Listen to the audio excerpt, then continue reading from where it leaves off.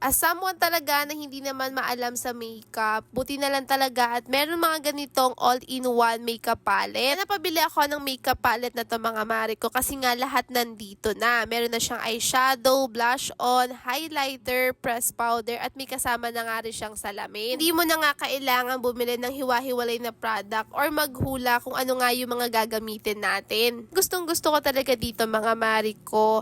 Napaka-beginner friendly talaga niya. Kaya nga kung first timer ka lang, madali ka makakapag-practice at makakapag-experiment nang hindi ka nga na-overwhelm dito, Mariko. Bali, madali lang i-blend yung mga shades nito, mga Mariko. At pinakamagandang part nga dyan is pigmented siya. Try ko na nga rin siya, mga Mariko. Talagang super pigmented niya. Kaya kahit konti lang nga yung kunin mo, is kulay na siya. Hindi rin siya madaling mabura, mga Mariko. Kaya perfect to kung pang araw-araw nga siya. Pang office, pang school, or kapag meron lang kayong event na pupuntahan. Napabili nga ako nito, mga Mariko, dahil nga may paparating na moving up sila Madam Hailey. Kaya nga nang sabi ko kanina, hindi naman talaga ako ganun kagaling sa makeup at wala rin naman ako masyadong idea kung paano nga ba ginagamit yung mga makeup. Nakakatuwa talaga na merong mga ganitong makeup palette. Lahat na ay nandito na kaya hindi ka mahihirapan kung ano nga yung bibilihin mo. Kumbaga nga mga Mariko, all-in-one na siya. Sa mga kagaya kung hindi naman kagalingan sa makeup at hindi pa alam kung ano nga yung mga dapat nilang bilhin,